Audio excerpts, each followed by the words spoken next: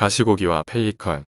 우리는 텔레비전의 다큐멘터리 채널을 통해 동물들의 생태계를 볼 수 있는 기회를 갖게 된다. 어떤 동물은 새끼를 낳고 나서 그 중에 가장 못난 놈, 즉 비실비실하면서 제대로 살아남지 못할 것 같은 놈을 어미가 골라 잡아먹는 광경을 볼 수 있다. 이는 새끼를 낳으면서 소모한 체력을 보강하여 갓 낳은 다른 새끼들을 튼튼하게 키우려는 본능의 소산이라고 이해되는 장면이었다. 바다의 왕자라고도 할 수 있는 상어 같은 놈은 뱃속에서 상어 알 중에서 먼저 부화한 새끼가 다른 알들을 모두 집어삼키고 유일하게 남은 한 마리만 어미 뱃속을 뛰쳐나와 성장하게 된다. 이런 놈들이기에 언제나 바다의 왕자로 활개를 치면서 바다를 지배하게 된다고 해설자는 말한다. 이처럼 특이한 물고기로 가시고기가 있다. 물고기라야 기껏 모래무지처럼 사람 손가락보다 약간 클까 말까 한 7에서 8cm 정도의 크기다. 이렇게 몸집이 작은 대신 지느러미 마다에 가시가 박혀 있어 이름이 가시고기다. 그 생태가 아주 독특하다. 연어처럼 민물에서 부화한 치어들이 바다로 나갔다가 산란기가 되면 모천으로 회귀한다. 6에서 7월쯤이 절정기라고 한다. 이때쯤 되면 암놈을 차지하려는 수컷들이 모여들어 산란하기 좋을 듯한 적당한 장소를 물색하여 암놈이 산란할 집부터 짓는다. 바위 틈 사이에 있는 모래나 작은 돌들을 휘저어 길쭉한 구덩이 같은 모형의 아늑한 보금자리를 만든다. 그런 다음 수초의 뿌리나 나뭇잎 또는 물 위에 떠있는 풀잎들을 주워 모아 몸의 분비물을 이용해 구덩이 위를 덮는다. 그러면 훌륭한 움막 같은 집이 되는 것이다. 그러고 나서 암컷을 유인하는 작전에 들어간다. 몸치장이 야단이다. 몸 전체가 노란, 갈색에서 암청색으로 변한다. 이제 장가갈 준비가 완료되었다는 신호다.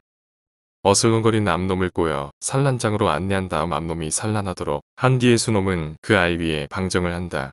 암놈은 산란 후에 몇 시간도 안 되어 산란장을 떠난다. 그런데 유독 수놈만 남아 암놈이 떠난 자리를 지키면서 알을 보호한다. 왜 적이 올까 두려워 움막집 밖에서 열심히 보초를 서면서 신선한 공기를 알이 있는 움막집으로 뿜어댄다.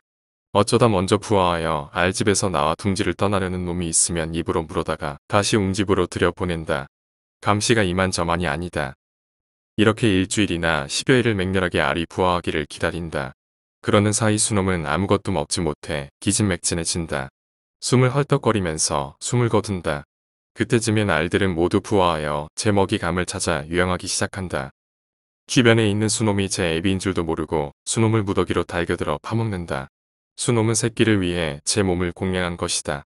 그래서 사람들은 가시고기를 부성의 극치의 상징으로 자리매김해주고 있다. 가시고기가 부성의 극치의 상징이라면 모성애의 상징으로는 또 어떤 종류의 생명체가 자리잡고 있을까?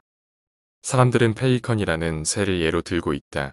우리 이름으로는 사다새라고 불리우는 펠리컨은 넓고도 긴 부리와 큼지막한 턱주머니를 달고 있는 모양을 하고 있는 것이 특징이다. 체구는 약간 기형적으로 다리는 짧고 큰 편인데 물갈퀴가 달려있고 날개는 넓고 길다.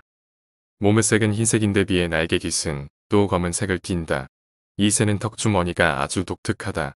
턱주머니는 사냥용 그물이기도 하고 모이주머니이기도 하다.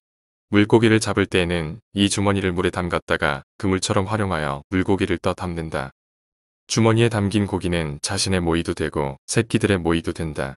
먹이 사냥을 하다가 먹이감이 떨어져 새끼를 먹일 수 없을 정도의 극한 상황이 되면 어미는 제 가슴팍을 부리러 조합피를 내어 새끼를 먹여 살린다고 한다.